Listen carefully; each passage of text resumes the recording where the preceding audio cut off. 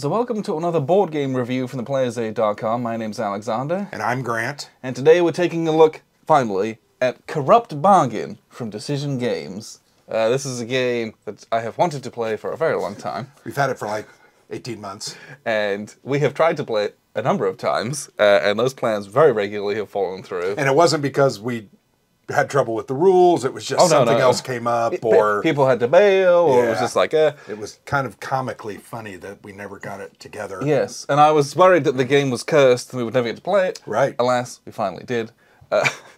So this is a historical themed election board game about the 1824 US presidential election. I'm not going to pretend to know anything about that. I'm not going to pretend that I'm an expert on it either. But that's what this game is for. There is a great little section of history in the back and profiles of the four major candidates and the stuff that went down.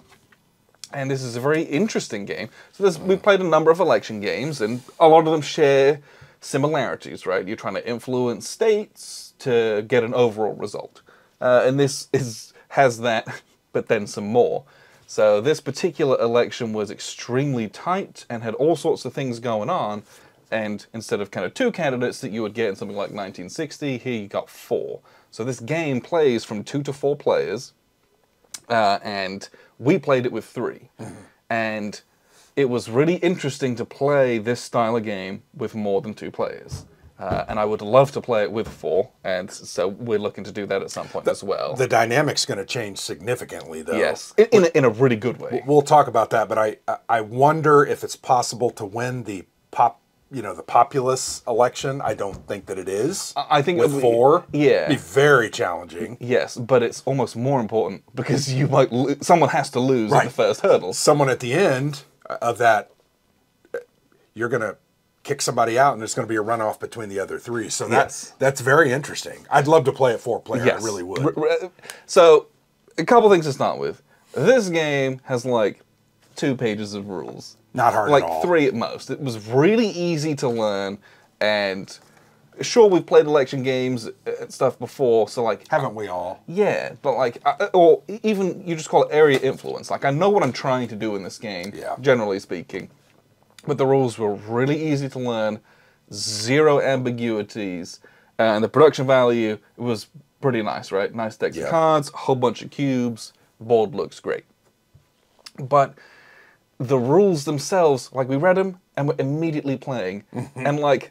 It was pretty funny because we literally, like, in 5 minutes, we're up and going. Which is normally, like, a lot longer than that. Well, and part of it's because the player aid was really good. Yeah, really good. The play aid literally shows you what actions you have, and there's a thing called insight. It was very clear. Oh, I can do this, this, and this, and this. It's just really good. Yeah. Very well done. But it was like, you're just immediately into the meat of the game. And I really appreciate a game that can do that. And instead of trying to learn the rules, you're trying to learn the strategies. Yep. Like, right off the bat. And we were immediately contending with the different pieces that you have, what can go where and why, and what types of pieces you should be placing out, and what kind of events am I looking to try and trigger, and trying to gain strongholds and footholds here and there in the different regions. Just an awesome experience from that standpoint. Yeah. We played this with our other brother-in-law, Gary, who plays some board games, but, you know, a bit more of the lighter Euro fair games. Yeah. And he didn't have any problem stepping into this, that's for sure. And I loved what this game offered as an area influence election game, because there's a lot of layers in this game for a 3-page rulebook.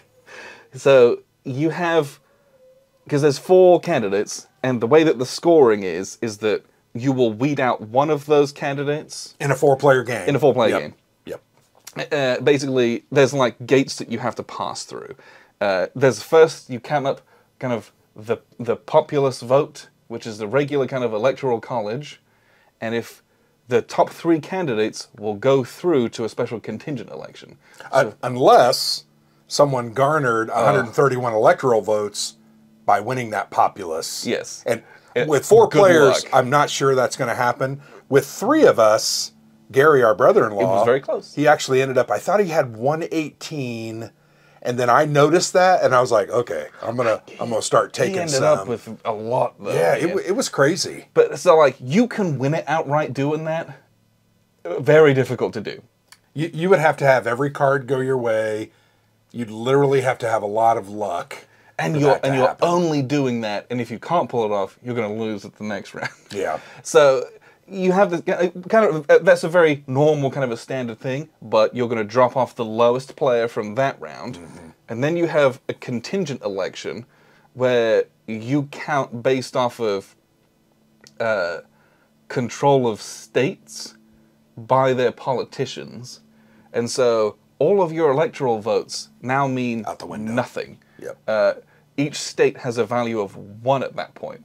And it is just a zero-sum game of, I have the most politicians, not populous cubes, politicians, in all of these regions, and you you kind of re-divvy out the states, and it's, does someone have 13?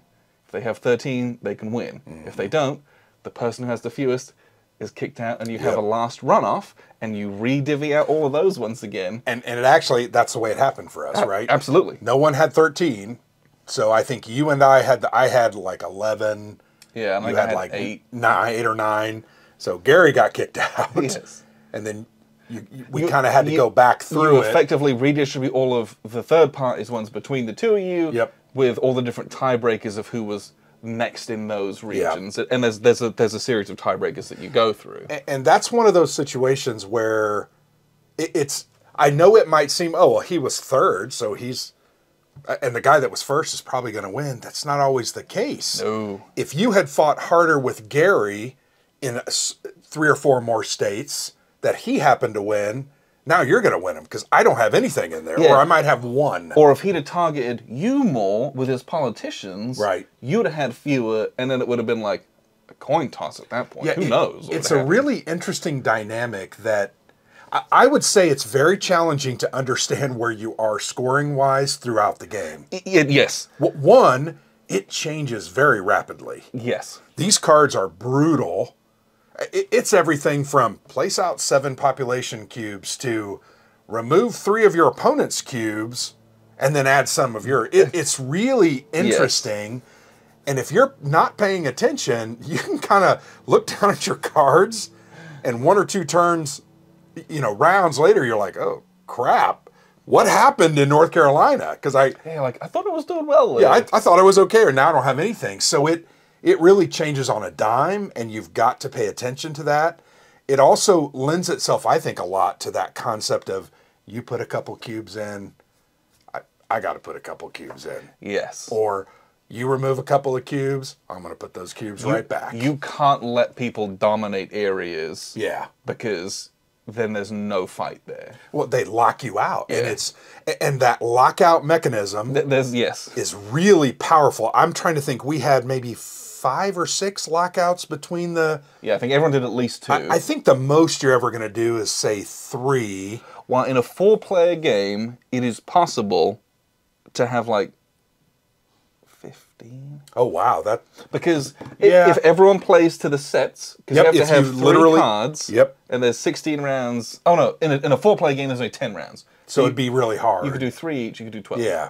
But that's like if everyone played optimally and Yeah. that's all you did. But you're only going to lock out a state that you generally have total control over, whether it's populace-wise or Yeah. politicians.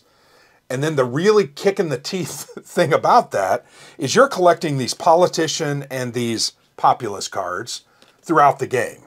You might draw some from a card over here, or you may use some of your insight to draw or steal them. Yeah.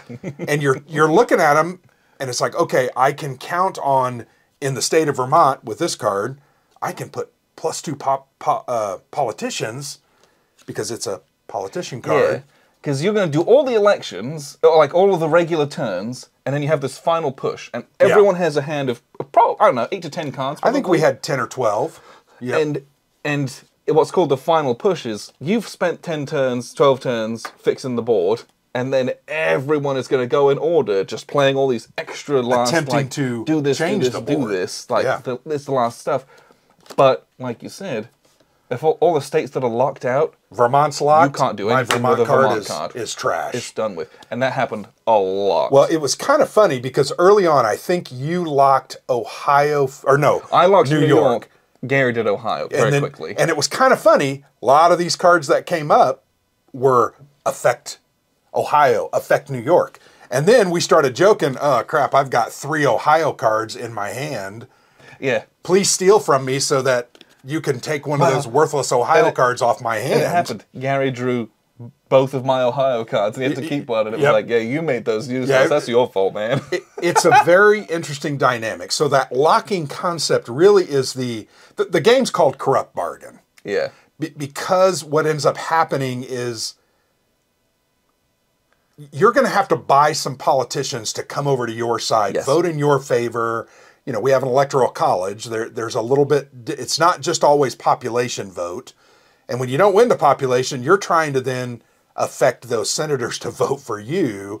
And it's a very interesting dynamic, but it's once again, I got to take 1 from you and you're going to put 1 back. And I'm going to take 2 from you and I'm going to put 2 out and you got to take 2 from me and put 2 of your own back. Massive difference. Well, and it's a fun, really, I thought, total in-your-face game. Oh yeah, this is one of the minutes. meanest games of this style. And if you don't like that kind of game, you better not play this because if you're not being cutthroat, you're going to get walked over. You will lose. And it was really interesting to see the dynamics between the 3 of us. Because we didn't care, right? I'm like, I don't care. You take my dudes, I'm going to take your dudes. And it's such an interesting game. There's a lot of strategy to it. There's a lot of unique mechanisms. We didn't really talk a lot about the campaign rounds. You're having to select one of these event cards that are all face up. And there's 6 of them, right? And there's 6 of them. And you're not only picking the card, you're picking the benefit that the place in that row of the cards give you. Yeah, I'll give you extra action points or these insight points. And so you trigger the event and do all of that, and then you get the extra stuff. Yeah. And then it's a river, so the cards kind of move up as you put one on the lowest spot. So as those cards get higher and higher, they become more and more and more valuable. So there's that whole element of... Do I wait and not take that and hopefully no one else does and it goes up a bit further? Or it's towards the end of our game when there was a bunch of locked stuff and the cards were useless, it was like, okay, cool. I just want the action points. I'll take the Ohio event because it's on the last space and I'm going to get 3 action points. That's pretty nice. And it is a compensation at least. Yeah. So this is a really interesting dynamic how that works with the area influence, with the different unique concepts of the dual layered scoring, the populace and the electoral. I mean, it's so well put together. And we talked a lot about this because we played the Trial of Louis Riel. Yes, High Treason, yeah. High Treason, which was designed by Al Berry, who designed this game. And we loved that game also for its cutthroat, card-driven style game where They did a 2nd edition of that fairly recently, I feel. Like a couple of years back. Did they? Yeah, I'm almost 100% positive. I thought the 1st edition was pretty awesome. It was, but it was by Victory Point. You couldn't get it anymore. Oh, that's true. And so I swear someone made a new version of it. Check that out. It was really fun. I don't know. These style of games to me are just very interesting. Yeah. I have a couple of election style games. We have, what's the one I've got? 5 Points. Oh, 5 Points, and yes. It's not necessarily a true election style game, but there's some of those mechanics there. Yeah, and there's set collection, kind of like here. Totally different mechanics, but the kinds of things you're trying to do are similar. Getting different types of influence in regions and adjacency and, you know, different. There was the different colors, right? The different types of...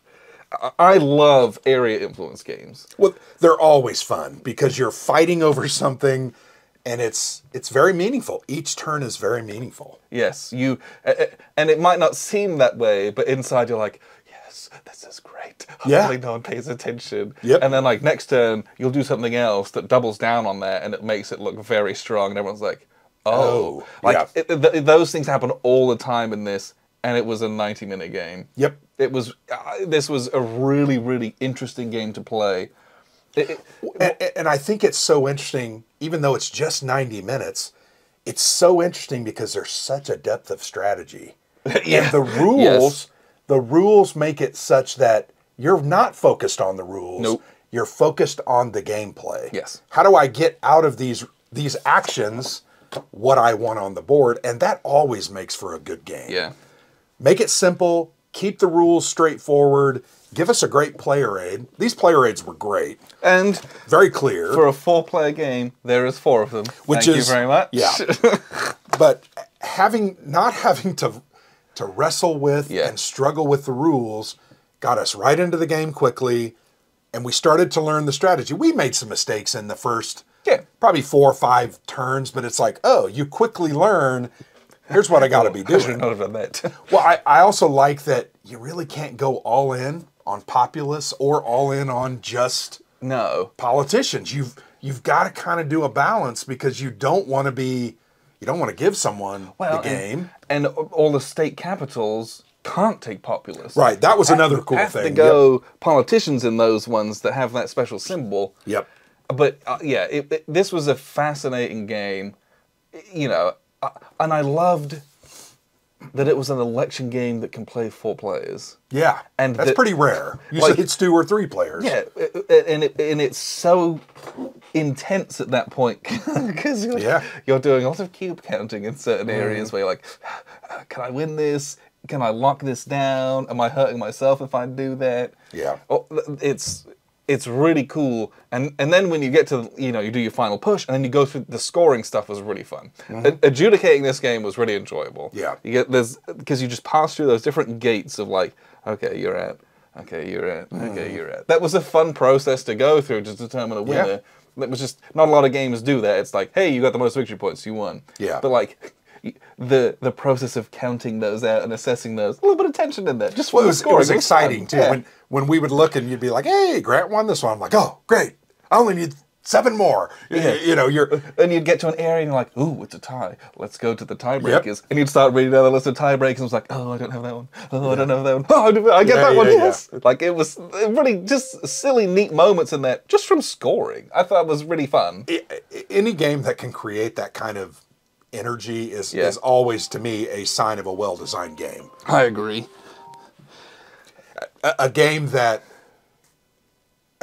creates that shows that the designer, I think, knows how to create that. Yes. And I had while it's a totally different game, that High Treason game also gave me that Yes. back and forth tug of war style push and pull, and just made for a great experience as well. So I think Al did a great job on this. Yes. I think it's a very unique experience. Sometimes I wish a game like this had, I don't know that I've seen any videos on this. No, this might be the first one. And that's sad because I think the game deserves more attention than it's getting. Now, this is by Decision Games. Decision Games is typically a war game publisher. Yeah. And I'm talking big hex encounter war games. Yes. Occasionally, though, they throw one of these historically based. And they're so Games. good. They did Bleeding Kansas. it was fantastic. Bleeding Kansas was one of the best games of that year. Like, was so without cool. question. Yeah. It was, if it wasn't one of the best, it was my favorite. It was so good. Yeah. And this is, so, it's an area influence kind of dudes on a map type game like how that one was. That one was quite different. But this was also equally as good. Like, it was so well done, really well developed. That's very obvious. Yep. From having played this. Well, as because well. it was so tight all the Yep. way to the very end. I think none of us really fully understood where we were because it was really tight. We had cards and things to do, and we all did it, and we did it Yeah. well. And that was even from 3 novices Yeah, not never having played it played the before. game. And that was what I thought by the end. I'm like, damn, that was really close. Yes. For a first play, usually somebody's going to run away with it Yeah, like because they figured it out. or you make a mistake and then kind of give it to someone else. Right. Like if you like, oops, I But accidentally did that. That was not the way it was here. I thought we all, you have to take a quick survey of the board very quickly and make some decisions quickly. Oh, and then guess what? In a couple of card plays is going to be totally different. Yeah. So you got to reassess. And I thought we all did a pretty decent job. I look forward to playing this 4-player. We're going to take it to a couple of conventions coming Yeah, up. for sure.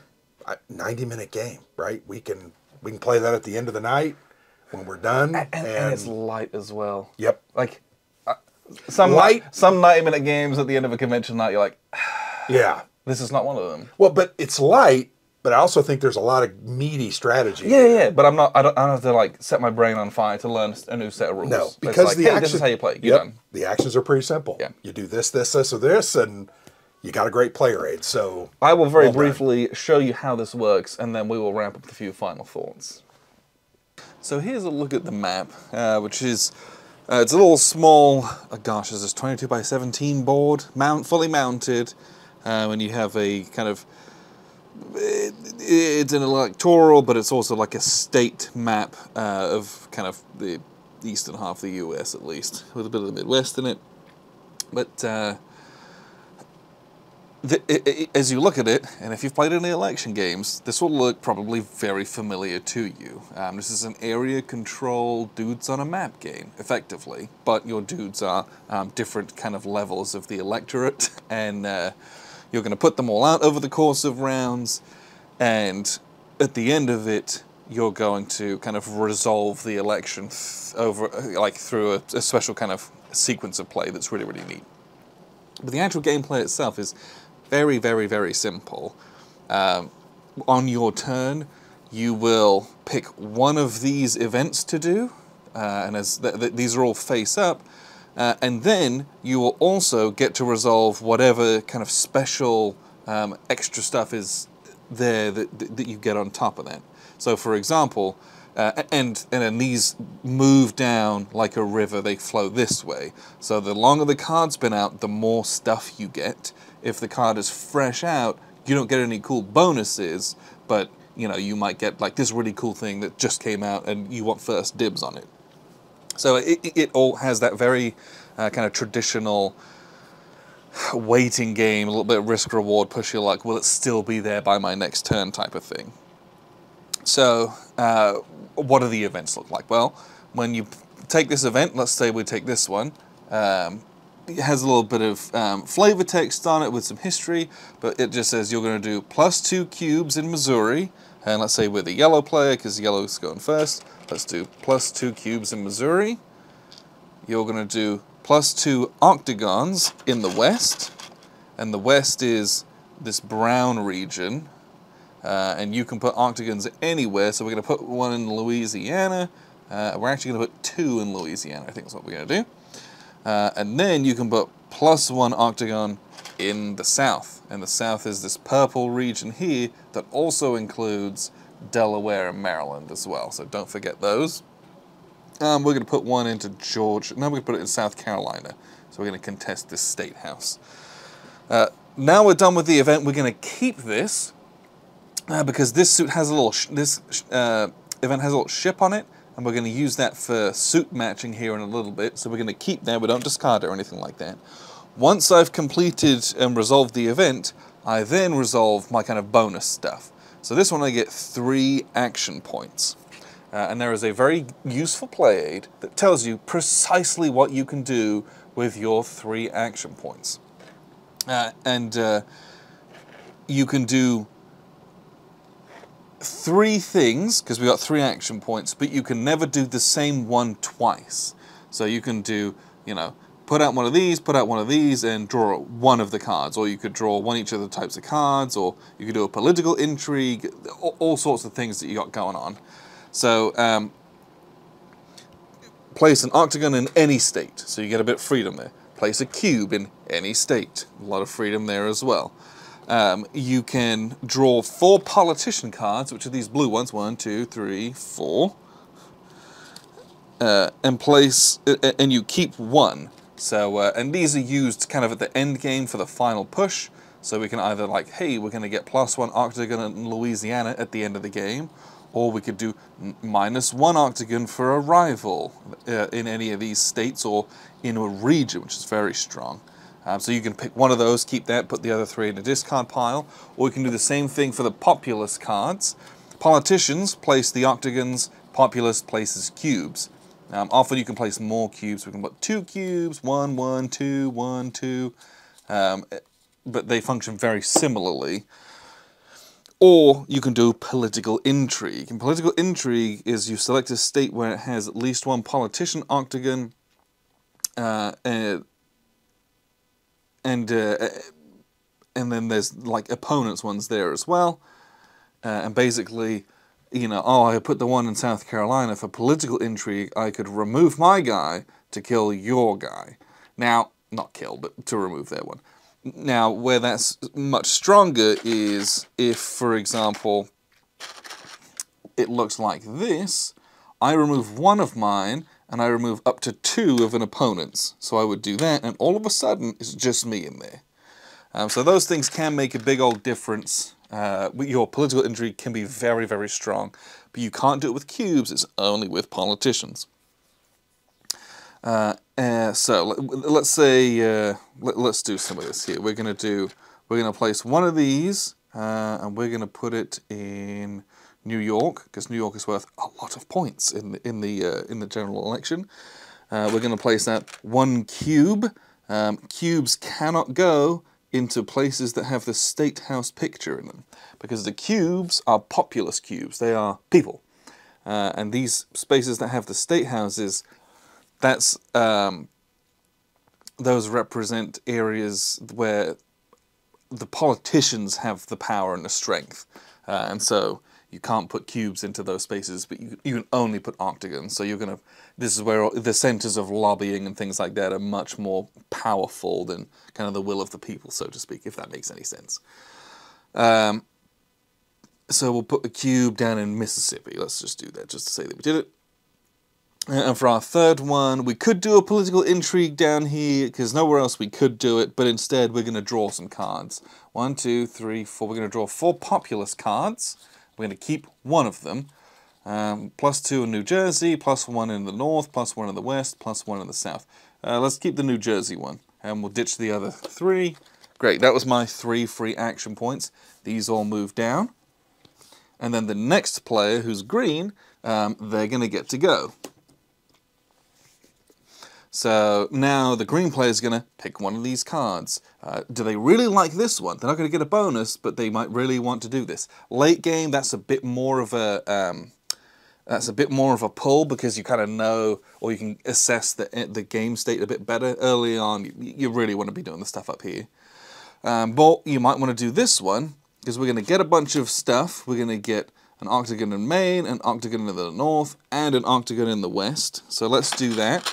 So we're going to put one in Maine, we're going to put one in, what did I say? The north, which is any of these green ones. So we'll stick one in Vermont as well. And any one in the west. And we have a presence in Tennessee and Alabama. We don't want to give up Louisiana necessarily. Let's stick one in Indiana so we can contest these 5 points. This is a lot to overcome with just this little bit. We're going to get 2 APs and +1 insight. So with the APs, let's put those out. We're going to get another one in Indiana. We're going to put out a cube. We could lock down Tennessee. Let's contest Illinois, though. So that was our 2 action points. But we get an insight from this one. Well, what does an insight do? Insight allows you to draw 2 random cards from the opponent's populace and politician cards, look at them, and keep one and return the other to the opponent. Or, if no opponent has 2, you just draw one from either. So at the beginning of the game, if no one has populist cards or politician cards, you can't steal them from them. But so you would just draw one. But because, well, and you have to have 2, I believe. So the yellow player has 1, no one else has any. So with my insight, I would just draw one of these, and I don't draw 4 and keep one. I just draw 1. And that's kind of what you get. But later in the game, when everyone has, you will drain a lot of these. Everyone will have kind of big hands of these. You will very regularly be doing the insight to kind of steal from the person who's got the most, or steal from someone that you don't like, to try and hurt their end game, where they might be trying to kind of vote bomb areas and things like that. Now, that's still pretty risky. We've seen it where you draw a couple of locked down cards which don't do anything. And let's talk about that. What does that look like? So over the course of a number of rounds of the game, you are going to look at these little suits. So I've got a little ship. Let's say on my next turn, I get another card with a ship. And then on a subsequent turn, I get another one with a ship. So over the first 3 rounds, I've collected 3 ship cards. On the 4th round, before I do anything, I can choose to lock down a state. So to lock down a state, I will turn these 3 in because they're a matching set. Those go away, and I will put one of these little black cylinders in a state, and that means that no changes can ever be made there. You cannot add, you cannot remove, you cannot do anything in that state. So I'm going to pick somewhere, for example, like Massachusetts maybe, where I'm in there, I've got the most cubes, and I've got the most politicians, the octagons, and it's worth 15 points. That's a lot of points. I'm going to score this. I might, if I'm very lucky, choose to do New York, which if you've got a few in there, you can lock that down. That's a lot of points to lock down and to keep for yourself. And what that does is it means, yeah, you secure yourself some points and you lock stuff in here, but you also can't feed anything more into there, which I think is very interesting. But what it also does, what we just talked about, is it now locks out New York from any of these cards. So if you have these politician cards, let's see, and we have one that's like, oh, +1 in New York, right? This guy right here, this card is now valueless, totally worthless, and some poor schlub in the game has this in their hand. They're just, it feels bad for them because they can't do anything with it. It's just a waste. They have to throw it away. But then when you start doing your insights, and I swear this happened to us all the time, you will draw those out of people's hands and you'll get like a New York and an Ohio if Ohio's locked down. And I think over the course of our game, you'll end up with probably 3 or 4 states locked down, probably at minimum. And so a good number of these cards will then stop working, and it just really changes the dynamic of what you thought was a really good hand for the end, and not. But basically, you're going to play through however many number of turns based on players. This board is going to wildly change. It's going to have a ton of stuff on it. And then at the end of the game, you are going to pass through these different gates, these scoring gates, to see who wins. Basically, you're going to have a final push. And that's where we basically have, you'll have a big old hand of these politician and populist cards, and you're going to go around playing 1 each to add extra guys, remove opponents' ones, keep adding and removing, and you just do all of this swirling that you've been trying to save in this hand as you make these kind of final alterations, or like as a last push, like dive into an area or a region where you weren't. And there was some significant movement in that phase that we found as well. At that point, you check everyone, you check to see who has won each state. And what you're going to do is you're going to go through and you're going to count the populous cubes. And whoever has the most populous cubes in an area will be dished out that state. And you'll notice that New York has 24 and 12. It is the only state in the game that is made up of 2 electoral districts at this point. So first person's going to get the 24, second person's going to get the 12. Whoever controls Maine with populace, well, if it's a state house state, it's octagons. If it is not, so Maine doesn't have that symbol, you're just counting cubes and you ignore the octagons for now. And you're going to deal all of these out. And if someone happens to win a majority, if you get, I don't remember what the number is offhand. I think it's like 50-something. Or you have to have 131 or more, something stupid like that. Then you win outright. And if you think about a 4-player game, that's probably never going to happen unless you have been wildly successful. That's more likely to happen in a 2-player game, but that's the joy of this, is at 4 players. So if someone can win outright because they committed solely to populace, and they can swing it basically, and maybe some octagons in some of these rich, strong areas, great, they have won the game. Very likely that's not going to happen, and the person who has the fewest electoral votes is kind of kicked out of the game at that point. They're done with. And then what you do is you have a contingent election. And so the top, you kind of hand all these back in, all these states, and then there's 3 players left.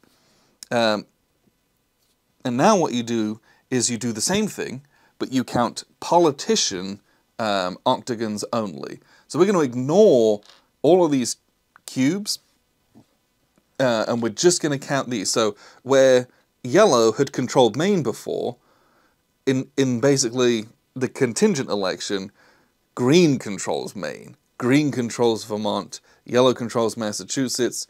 Here we've got a tie, and there's tiebreakers based on what else you have in the state, and yellow doesn't have anything basically. And then you go into like overall as a tiebreaker, how many octagons are on the board, how much political influence you have. And what's going to happen there is you're going to deal all these out, and the person who has the fewest is once again kicked from the game. And now there's only 2 people left, and you will do the same thing once more. You kind of give all the states back, and then you deal them all out again based on who has the most. And then it will inevitably end up going to tiebreakers because you, for example, if it was yellow versus green, yellow's got this state, green has this one and this one because of the octagons, but they don't have anything in here, and so what you're looking at is who's got the most in the rest of this region is going to score a lot of what's in this region, basically, whereas yellow's going to score all of this, even though they might not have any in these ones, because they have the most in this region, they're going to pick up all of these. And there's some other tiebreakers, and it's really, really neat, but you basically go through these layers of the political structure, and then these geographical layers of candidates being, excluded because they don't have enough in the runoff, and then we narrow the field, and got these 2 candidates, and then someone's going to win. I know that sounds like a lot, but it's really, really, really neat, and it works really well and very cleanly. But that's the game. I absolutely love it. What we'll do is we'll wrap up here with a few final thoughts. So that was a look at the map and the gameplay. Again, not very complicated. No. But very rich. The different layers of the populous cubes and the politicians and where they can and can't go, the events, that you really want to take good events, but then you might sack the extra actions and insights to get the good events down the bottom end. And then there's also the symbol matching. So like, I need to lock an area. Do I take a crappy event just to get the symbol? I did that once when we played it, and it was like... I remember one time, I think the first time I tried to lock, I had taken an event that I didn't really care as much about. And by the time it got back around to me, I was no longer in control. I can't lock that now. Oh, crap. So that's a very interesting thing. Trying to balance, okay, what's the board state versus what I've got in my hand to lock. Because you need 3 of those icons, and it's... What are other people focusing on? Yeah. What other events are out that I know people, hey, they're going to be doing that stuff with those events. Yeah. Maybe I can do something over here. Yeah. Very interesting game. I enjoyed this a lot. I think this would have been a game, had we played it in 2022, as compared to some of the other games. Now, it's not a war game. It's a politically themed area influence game. But this would have been one of the games that I would have felt was very worthy of being on any top 10 list. This was extremely good, really tight, really well developed. The rulebook was a joy. Yeah. And there's also all the history in it as well. I felt like I learned something from this as well. Well, and I think I said this in a tweet, there's really something to be said for these area influence, area control games that use multicolored cubes on a map of a country or a state or boroughs or provinces. Man, it just looks really good. Yeah, it's a joy to play with as well, yes. I agree. Really enjoyed this. Yes. Corrupt Bargain from Decision Games. Please check this out if you're interested. Again, we will take this to some cons, and hopefully we'll get this played with as many people as we can, because it was really fun and really easy to do. So check this out if you're interested. Appreciate you very much for tuning in. I've been Alexander for thePlayersaid.com. And I'm Grant.